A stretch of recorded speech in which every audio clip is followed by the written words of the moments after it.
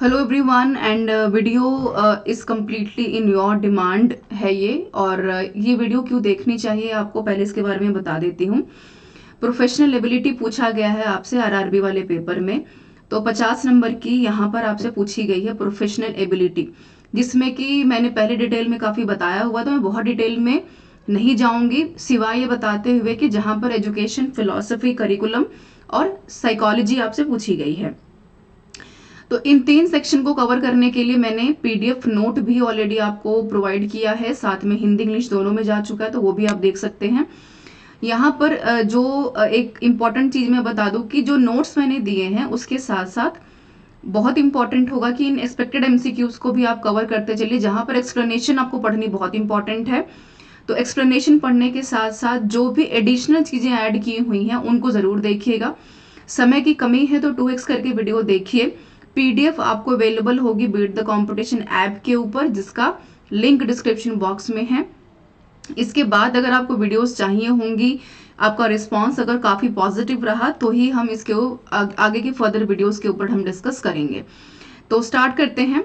सबसे पहले यहाँ पर आप देख पा रहे होंगे जो कि आपको समझना काफी इंपॉर्टेंट है। सबसे पहला सवाल आपके सामने है, मिक्सअप क्वेश्चंस हैं। मैंने सिर्फ फिलॉसफी नहीं चुना है, साइकोलॉजी नहीं चुना है, बल्कि मिक्स क्वेश्चंस हैं। पूरा जो कंप्लीट ऑलरेडी पीडीएफ तो मैं दे चुकी हूँ, और इसके साथ साथ जो एक्सपेक्टेड एमसीक्यूज आपको मिलेंगे इस वीडियोस में आप वो देखेंगे। तो सबसे पहला सवाल यहाँ पर आप देखिए, इन्होंने पूछा है कि most of the behaviour of a child based on, जो बच्चे का जो बिहेवियर होता है, व्यवहार होता है, वो किसके ऊपर आधारित होता है ना। इंस्टिक्ट होता है, मोरालिटी, रियलिटी, अटेंशन। सवालों को सॉल्व करते समय आपको यहाँ पर चूज करना है सबसे पहले जो कि ऑप्शंस आपको लग रहे हैं कि नेगेटिव हो सकते हैं। तो मोरालिटी के ऊपर नहीं होगा, रियलिटी के ऊपर कोई मतलब नहीं, टेंशन है नहीं। तो इंस्टिंक्ट यानी कि मूल प्रवृत्ति जो बच्चे की होती है उसके ऊपर आधारित होता है। इंस्टिंक्ट क्या है? जो कि कंप्लीटली बच्चे के अंदर इनेट होता है, पैदाइशी होता है, या कहें कि जो उसके जेनेटिक्स होते हैं उससे वो काफी हद तक इम्पैक्टेड रहता है। और रूटिंग यानी कि जो उसके पुराने रूट्स हैं उससे जुड़े हुए होते हैं। इंटरेक्शन जो है आपका इन्वायरमेंट में कैसा है, घर का माहौल किस तरीके का है, अब बच्चे को कैसा ट्रीट करते हैं, वो सारी चीजें इसके ऊपर काफी हद तक मैटर करती हैं। तो बिहेवियर कैसा होता है बच्चे का, वो डिपेंड करता है कि किस तरीके का उसको माहौल दिया जा रहा है ना। अगर आपका घर का माहौल या इन्वायरमेंट इस तरीके का जहाँ पर टॉक्सिक चीजें बहुत ज्यादा हैं जो कि बच्चे को नेगेटिवली इम्पैक्ट कर रही हैं, तो बिल्कुल वो नेगेटिव इम्पैक्ट आपको एक वक्त के बाद देखने को मिलेगा। चाहे वो कुछ भी हो सकता है, अब्यूजिंग लैंग्वेजेस हो सकती हैं, गाली गलौज हो सकता है, या फिर उसका जो बिहेवियर है काफी हिंसक हो सकता है। आजकल यहाँ पर आईआईटी बाबा काफी चर्चा में है, तो वो भी काफी हद तक आप एग्जाम्पल के तौर पर यहाँ पर जोड़ सकते हैं, है ना। एक्सप्लेनेशन आप वीडियो पॉज करके पढ़ सकते हैं। आगे बढ़ने से पहले मैं आपको यहाँ पर जो है एक अच्छी बात बता दूं कि DSSB के बच्चों के लिए यहाँ पर पेपर 1 भी लॉन्च है ऑलरेडी, जहां पर कंप्लीट पेपर 1 आपको दिया जा रहा है। टेस्ट सीरीज के साथ साथ कंटेंट भी है। यूपी टीजीटी पीजीटी जो अप्रैल में होने वाला है उसका हिस्ट्री का, या एमआरएस पेपर 1 का, और रेलवे का जो आपका जनरल साइंस आपसे पूछा गया है 10 मार्क्स का, वो भी यहाँ पर आप देख पाएंगे, है ना। यहाँ पर ज्योग्राफी है यूपी टीजीटी पीजीटी में, नागरिक शास्त्र यानी सिविक्स है, और हिंदी भी आपको दिया जा रहा है टेस्ट सीरीज के तौर पर, क्योंकि सब्जेक्ट कंसर्न आपसे पूछा है तो उतना आपको ऑलरेडी आता है। यहाँ पर इंपॉर्टेंट क्या, डिटेल सोल्यूशन के साथ साथ जो क्वेश्चंस आपको पूछे जाएंगे, है ना। दूसरा सवाल देखेंगे और पॉज करके आप कोशिश करेंगे जवाब देने की। बहुत इंपॉर्टेंट क्वेश्चन है, हमेशा आपसे सवाल आता है चाइल्ड डेवलपमेंट के साथ साथ ग्रोथ को लेकर के कि दोनों में डिफरेंस क्या है ना। तो maximum development of intelligence occurs in the stage of in what, विकास की जो अवस्था है, बुद्धि माफ कीजिएगा, जो आपकी बुद्धि का अधिकतम विकास है। अधिकतम की बात की है, ध्यान रखिएगा। अगर इन्होंने कहा होता कि केवल बुद्धि का विकास है तो बिल्कुल आप हर एक ऑप्शंस को एक बार तलाशते, लेकिन उन्होंने कहा कि सबसे ज्यादा जो विकास है, तो जो आपका अडोलसेंस का सेक्शन होता है, आपकी जो स्टेज होती है किशोर अवस्था वाली, उसमें आप अपनी बुद्धि के विकास को काफी हद तक देख पाएंगे, जहां पर आप यहाँ पर अपने ब्रेन का जो मैक्सिमम यूज कर पाते हैं, जहां पर आप अंडरस्टैंडिंग भी देखते हैं, अपनी मेमोरी लेवल देखते हैं, और रिफ्लेक्शन लेवल को भी यहाँ पर देख पाते हैं, जहां पर आप हर चीज को स्टोर करके उसके अंडरस्टैंडिंग को बनाते हुए अपने क्वेश्चंस को प्रॉब्लम जो सॉल्विंग नेचर की तरफ लेकर के जाते हैं और इम्प्रूव करते हैं डिसीजन मेकिंग्स को लेकर के, है ना। तो ये बहुत बड़ी बात होती है जो कि आप देखते हैं डॉल्सेंस वाले अपने टाइम पीरियड में। काफी कॉमन क्वेश्चन है, ऐसे सवाल आपको देखने को मिलेंगे। हो सकता है कि ऑप्शंस बड़े कर दिए जाएं और क्वेश्चंस जो हैं काफी आपको असर्शन रीजन में पूछ लिए जाएं तो आपके कॉन्सेप्ट्स क्लियर होने बहुत इंपॉर्टेंट है। ये कह रहे हैं कि जो आपका इंटरनल कंडीशन है, यानी कि जो आपका ध्यान केंद्रित करने का जो आंतरिक दशा है वो किसके ऊपर डिपेंड करता है ना। तो ड्यूरेशन तो हो नहीं सकता क्योंकि इन्होंने प्राइमरी के ऊपर बात की है ना, कि प्राइमरी लेवल आपका क्या होगा ध्यान केंद्रित करने का। तो सबसे पहले क्या होगा आपका, नोवेलिटी होगा, नवीनता होगा, नहीं, रुचि, इसके बारे में देखेंगे। आकार, साइज, तो आकार साइज को लेना देना है नहीं यहाँ पर, ये ऑप्शन वैसे भी डिलीट हो जाएगा। इंटरेस्ट हो नहीं, माफ कीजिएगा, इंटरेस्ट बिल्कुल यहाँ पर होगा, क्योंकि किसी भी काम के ऊपर आपका फोकस, अगर हम कहेंगे भाई हम 10 में से 6 घंटे पढ़ते हैं, तो वो क्यों हो पा रहा है, क्योंकि उस पर्टिकुलर सब्जेक्ट में या उस पर्टिकुलर पेपर को क्वालिफाई करने का आपके अंदर एक इंटरेस्ट डेवलप हुआ है। अब वो इंटरेस्ट आपका स्टिमुलस रिस्पॉन्स भी हो सकता है कि भाई एग्जामिनेशन सामने इसलिए इंटरेस्ट डेवलप हुआ है तो वैसा हम रिस्पॉन्स दे रहे हैं, या फिर ये भी हो सकता है कि किस तरीके का इंटरेस्ट आप डेवलप करके आगे की तरफ बढ़ रहे हैं जिससे कि आपका फोकस जो है वो एनहांस हो रहा है ना। ये काफी हद तक इंपॉर्टेंट और महत्वपूर्ण आपके लिए होगा। यहाँ पर आप एक्सप्लेनेशन पढ़ पाएंगे हिंदी और इंग्लिश में कि जो आपका ध्यान को प्रभावित करने वाले कारकों में रुचि भी शामिल है, यानी कि आपके ध्यान को क्या इम्पैक्ट कर रही है, वो भी बहुत मैटर करता है कि जिसमें आपके ज्यादा रुचि होगी उसमें आपका ध्यान ज्यादा केंद्रित होगा। चाहे वो आपका मोटिवेशन हो सकता है, आपकी मेंटालिटी हो सकती है, या आपकी किसी चीज को पाने की जो इच्छा हो सकती है। आपका मूड भी डिपेंड करता है कि आपका इंटरेस्ट है कि भाई आप कोई मूवी देख रहे हैं, 3 घंटे आपने मूवी देखी बिकॉज आपको वो एक्टर एक्ट्रेसेस या उस मूवी का टाइटल बहुत पसंद है या उसका थीम पसंद आ रहा है ना। क्वेश्चन नंबर 4 के तो देखेंगे यहाँ पर हम। यहाँ पर इन्होंने कॉन्टेक्चुअल परसेप्शन के बारे में पूछा, यानी कि जो प्रासंगिक अंतर्बोध होता है ना। कॉन्टेक्स्ट क्या है आपका, जो कॉन्टेक्स्ट हम बोलते हैं ना, किसी चीज का कॉन्टेक्स्ट क्या है ना, प्रासंगिकता क्या, उसका अंतर्बोध परीक्षण का विकास क्या है, तो किसके द्वारा दिया गया है, इन्होंने यहाँ पर यह पूछा है। यानी पर्टिकुलर कॉन्टेक्स्ट के ऊपर आपका क्या परसेप्शन, दृष्टिकोण किस तरीके से आप यहाँ पर क्लासिफाइड करते हैं, है ना। तो यहाँ पर साइमन का है, हॉल्समेस का है, मुरे का है, या फिर यहाँ पर बुलॉक का है। तो बिल्कुल हम ऑप्शन सी के साथ यहाँ पर जाएंगे। सिगमंड फ्राइड का नाम आप सबने सुना होगा, है ना, तो कहीं ना कहीं उनके साथ मैच करते हुए आगे बढ़ेंगे। यहाँ पर आप देखिए मैंने थोड़ा सा और एक्सप्लेन किया है ताकि आप उसको समझ पाएं, क्योंकि सवाल काफी इंपॉर्टेंट है। आपसे यहाँ पर जो सवाल पूछेंगे मूरे के साथ साथ कॉन्टेक्चुअल यहाँ पर परसेप्शन क्या होता है, टेस्ट किसने डेवलप किया, ये कैसे काम करता है, तो यहाँ से जुड़े हुए सवाल आपसे पूछे जा सकते हैं, है ना। तो ओवरव्यू सबसे पहले जान लेते हैं। कॉन्टेक्स्ट क्या है, कह रहे हैं कि जो कोई भी जो एलिमेंट का क्लू होता है वो प्रेजेंट होता है पर्टिकुलर इन्वायरमेंट में, और वो आपको हिंट करता है इंडिविजुअल तरीके से, अंडरस्टैंड करवाता है, रिस्पॉन्स देता है, और एक कॉन्टेक्स्ट की इफेक्टिवनेस को बताता है ना।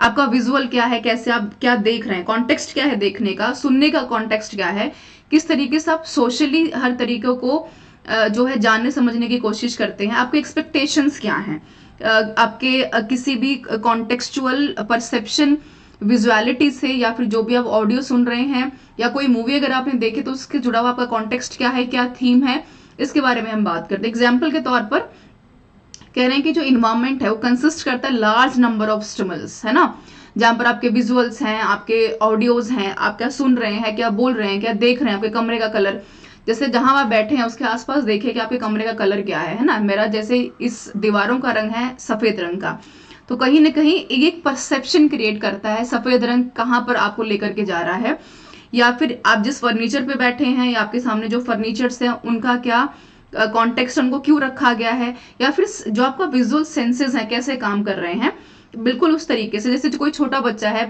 1 या 2 साल का या फिर उससे भी छोटा, जैसे आपको पता है कि अगर आपने उसको पेन दिया है तो उसका काम लिखना है, लेकिन अगर कोई बच्चा अगर उस तरीके पेन को यूज कर रहा है अपने मुंह में डालने में या कहीं और लिखने में, तो आप ये जान पाएंगे कि आपका जो कॉन्टेक्स्ट है या किसी 6 महीने के बच्चे का जो कॉन्टेक्स्ट है, 1 साल के बच्चे का जो कॉन्टेक्स्ट है, दोनों में डिफरेंस है ना। वो किस तरीके से डिफरेंस है, जो डिफरेंस करता है आपके सेंसेस को ध्यान में रखते हुए, आपके कॉन्टेक्स्ट को ध्यान में रखते हुए, चाहे वो आपका एज है, चाहे आपकी सुनने की शक्ति, बोलने की शक्ति, किसी चीज को देखने की शक्ति, है ना। तो ये आप काफी हद तक ध्यान में रख पाएंगे।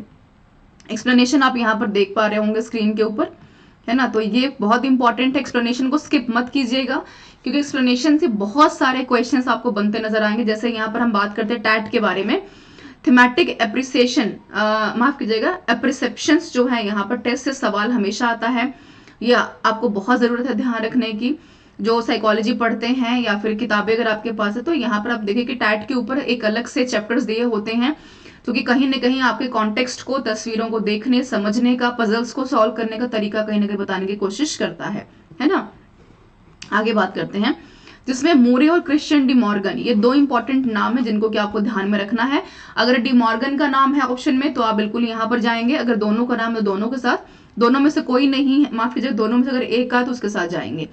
कंपोनेंट्स ऑफ कॉन्टेक्चुअल इंटेलिजेंस है क्या, है ना, कि किसी भी चीज को होलिस्टिक तरीके से देखने का। जैसे उदाहरण के तौर पर मान लीजिए, जैसे ये इमेज आपके सामने आई है, आप पॉज करके देखेंगे, आपने इस पूरी स्लाइड को देखा होगा ना, इस स्लाइड के ऊपर ये स्लाइड है, मेरा पेन चल रहा है, मेरी इमेज यहाँ पर नीचे आपको नजर आ रही होगी। तो यहाँ पर आपको होलिस्टिक परसेप्शन को देखना है कि पूरा जो भी आपके सामने जो चीजें हैं, ये पेन है, उसको पूरा देखना है ना। फिर हम कह रहे हैं कि एंटीसिपेटरी थिंकिंग है, किस तरीके से आप उसको सोचते हैं और आपका इंट्यूशन जो है कैसे काम करता है उस चीज को लेकर के। इस इमेज को देखने के बाद आपने क्या देखा होगा कि इसमें 3 कलर है, एक ब्लू है, एक यहाँ पर येलो है, रेड है, व्हाइट से लिखा हुआ है, ग्रे कलर से इसको बाउंड्री की हुई है। ये सारी चीजें आप यहाँ पर देख पाएंगे, किसी पर्टिकुलर कॉन्टेक्स्ट को जो आपके इंटेलिजेंस को कहीं ना कहीं बढ़ावा देता है, सोचने के तरीके को डिफाइन करता है। फिर हम कहेंगे कि यहाँ पर which of the following is not related to the principles of a growth and development. Again star mark कर रही हूँ, बहुत ही इंपॉर्टेंट क्वेश्चन है। ग्रोथ और डेवलपमेंट है क्या, ध्यान रखिएगा, डेवलपमेंट जो है हमेशा चलती रहती है। 70 साल का व्यक्ति भी पीएचडी कर रहा है ना, और ग्रोथ क्या है, एक वक्त के बाद रुक जाती है। आपकी यहाँ पर जो आपकी हाइट है वो रुकेगी, आपके बोन्स का साइज है, जो हाथों का साइज है वो रुकेगा। डजंट मीन कि 70 साल में अगर आप डेवलपमेंट फेज में पढ़ रहे हैं तो आपके हाथ का साइज भी बढ़ता रहेगा, है ना, ऐसा नहीं है। तो क्या प्रिंसिपल ऑफ कंटिन्यूटी है ना, दोनों का डिफरेंस पूछा है।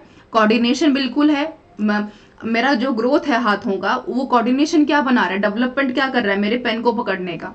इंडिविजुअलिटी क्या है, सबकी अलग अलग होती है, कोई 5 फीट का है, कोई 6 फीट का है, कोई 8 फीट का है। तो यहाँ पर क्लासिफिकेशंस नहीं है, राइट, कैटेगराइजेशन जैसा कुछ नहीं है यहाँ पर।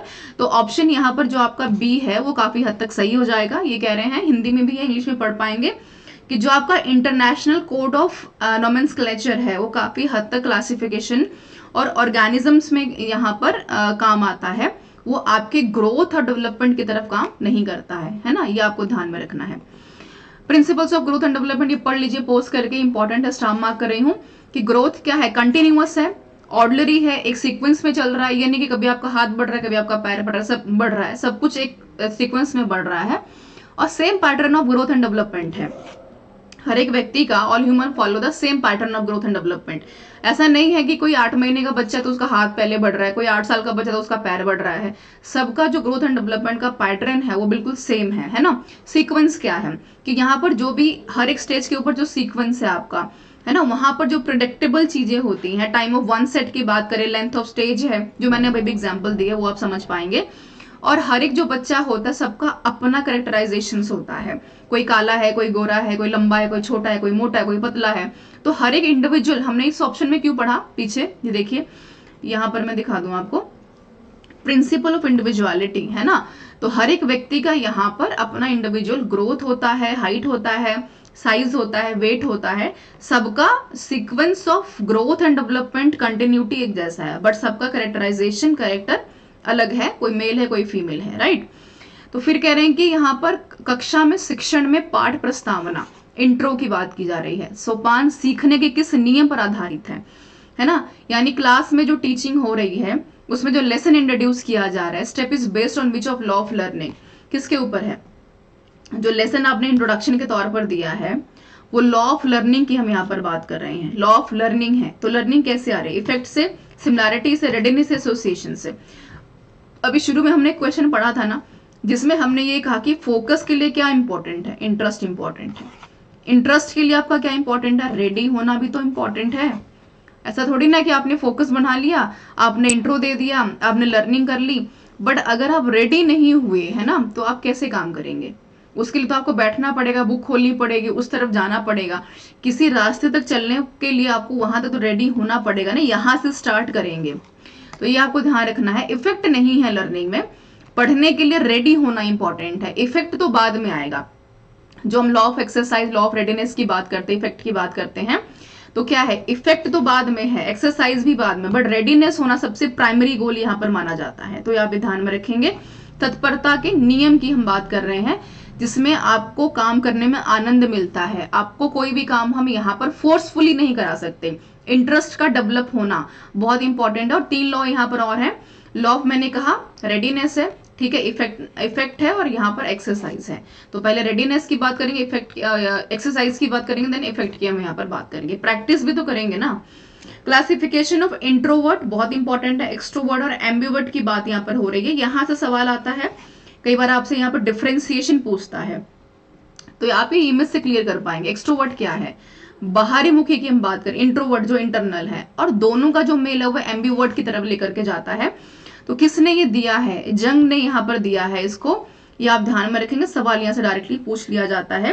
कार्ल जंग एक स्विस साइकाट्रिस्ट हैं, जिन्होंने सबसे पहले जो आपकी पर्सनालिटी उसको यहाँ पर डिफाइन किया है।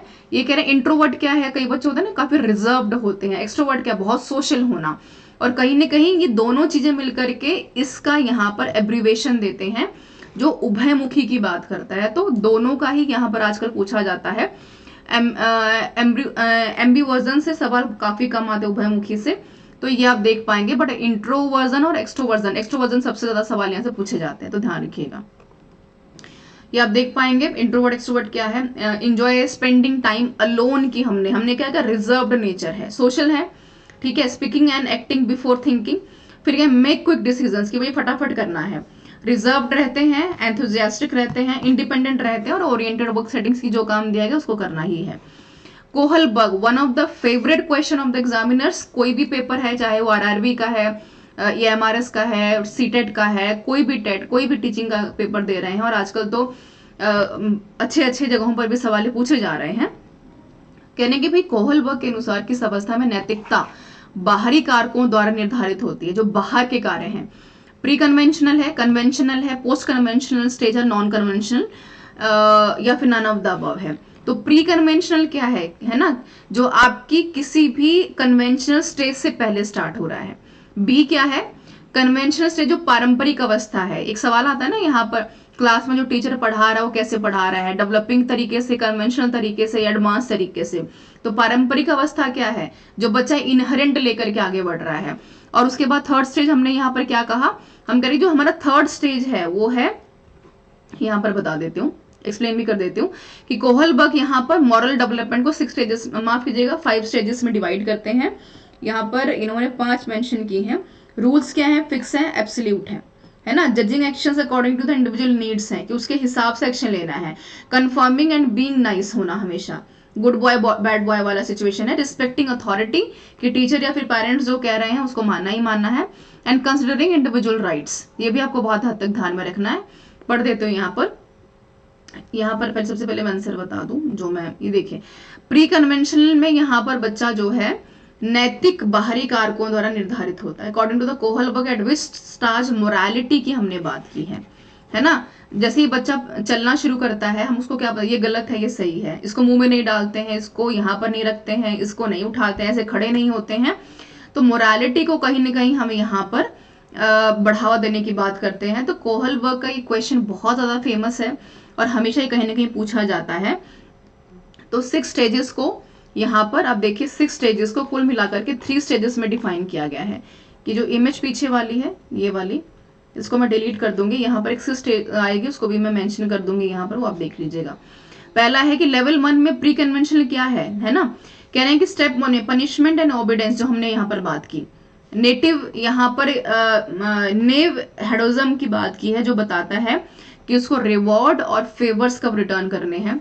स्टेप 3 में जिन्होंने बात की है 7 to 11 ईयर्स में, good boy bad boy. Then confirm to avoid, यहाँ पर जो आपके अथॉरिटीज हैं, है ना, जो आपके अथॉरिटीज हैं उनकी बातों को मानना, जो इमेज यहाँ पर मेंशन की गई वो आप देख पाएंगे, ठीक है। और थर्ड लास्ट में इन्होंने कहा है स्टेप 5 में कि कंफर्म करना कम्युनिटीज को, और साथ में एम्फसाइज करना जो आपके राइट्स हैं। और 6 कह रहे हैं जो लेवल आपका पोस्ट कन्वेंशनल में आते हैं, ये दोनों यहाँ पर लिख देती हूँ, ये आते हैं इसमें, ये दोनों आते हैं 3rd और 4th लेवल 2 में, और 5 और 6 आते हैं लेवल 3 में, जो कि 11 ईयर्स के ऊपर तक के बच्चे होते हैं उसमें काउंट किए जाते हैं, है ना। कंसाइसनेस की हम यहाँ पर बात करते हैं। तो जो आपका यंगर है देन 6 से, उसके बारे में बात की है। देन 7 to 11 आपसे सवाल क्या पूछता है, 11 ईयर्स तक में क्या आता है, 7 to 11 में क्या आता है, और कई बार यहाँ पर जो यंगर होता है देन 6 उसमें क्या आता है। क्वेश्चन नंबर 9 के ऊपर बात करेंगे कि बिहेवियरिस्ट यहाँ पर, या जो व्यवहारवादी है, स्टार मार्क करें, इंपॉर्टेंट क्वेश्चन है। कह रहे हैं कि give me new born baby, बहुत कॉमन स्टेटमेंट है, आपने बहुत बार सुना भी होगा। And I can make him a doctor, lawyer, thief और वट एवर यू वॉन्ट। तो किसका है ये, बहुत ही फेमस है, और वॉटसन ने अपनी बात को यहाँ से खत्म किया है, जेबी वॉटसन। ये कहते हैं कि ये डिपेंड करता है कि आपका जो बिहेवियर है किस हमने अभी सवाल किया था ना थोड़ी देर पहले, कि जो आपका इनहेरेंट चीजें हैं, फोकस है, रेडीनेस है, लॉ ऑफ एक्सरसाइज है, किसके ऊपर डिपेंड करता है कि आपका जो बिहेवियर है। आपके किसी भी चीज को रेडी होने से पहले बिहेवियर भी तो मैटर करेगा। भाई आपको यूपीएससी देना है या आपको आरआरबी का पेपर देना है, लेकिन आपका बिहेवियर कैसा है, क्या आप स्टडी ओरिएंटेड हैं, क्या आप उस इन्वायरमेंट में हैं, कि आप उसमें पढ़ करके अपने एग्जामिनेशन को क्वालिफाई कर पाएंगे। आपका इंट्रोवर्ड और जो आपका एक्सटर्नल बिहेवियर है वो किस तरीके का है, ये काफी मैटर करता है। तो फ्रीमैन नहीं है, वॉटसन का है, ये बहुत बार पूछा जाता है, इस चीज को आप ध्यान में रख सकते हैं। फ्रीमैन से भी सवाल आते हैं, ठीक है, और डिटेल में पढ़ाऊंगी इनको बाद में। तो नेचर इन्वायरमेंट बहुत मैटर करता है। जॉन बी वॉटसन है, प्रिंसिपल ऑफ ओरिजिनेटर है, ये स्टार मार्क कर रही हूँ, साइकोलॉजी के। स्पेसिफिक स्टिमुलस एंड रिजल्ट के ऊपर बात की और रिस्पॉन्स के ऊपर, कि भाई उसको जैसा आप काम दोगे वैसा आपका रिस्पॉन्स देखोगे, और रिस्पॉन्स के साथ उसका बिहेवियर बहुत मैटर करेगा। और ये किताबें हैं उनकी, एक बार देख लीजिएगा, कई बार पूछ लेते हैं। और सवाल 10वां है यहाँ पर, SOR की बात की है, स्टिमुलस अगेन, है ना, ऑर्गेनिज्म और रिस्पॉन्स के ऊपर इन्होंने बात की है। तो गेस्टाल्ट साइकोलॉजी इसके ऊपर बात करती है, जहां पर बंच ऑफ कह सकते हैं कि साइकाट्रिस्ट हैं, साइकोलॉजिस्ट हैं, जो किसके ऊपर बात करते हैं। दोनों में डिफरेंस क्या है ये जान लेते हैं।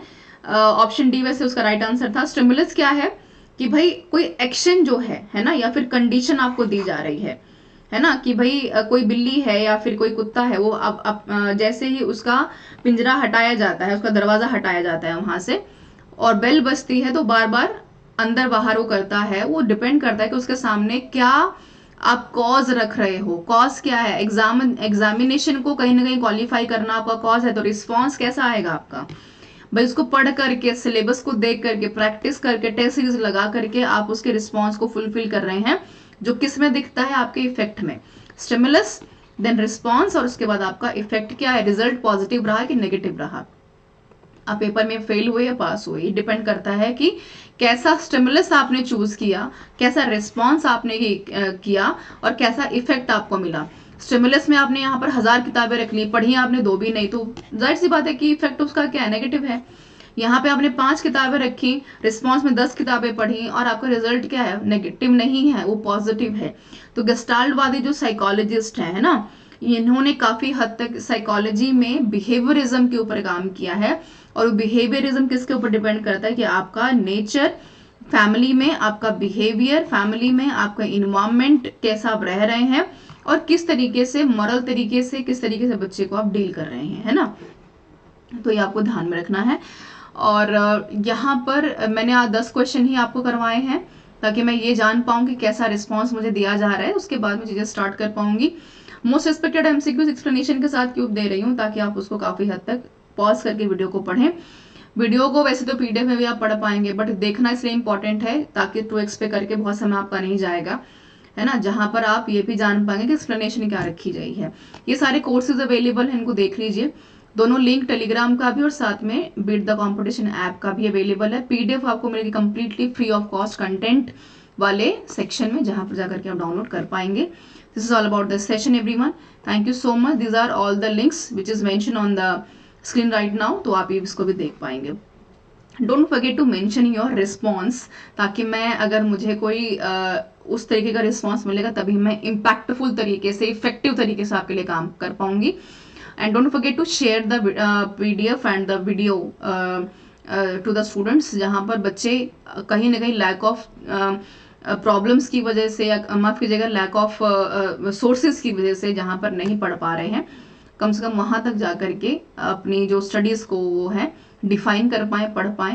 This is all about the session everyone.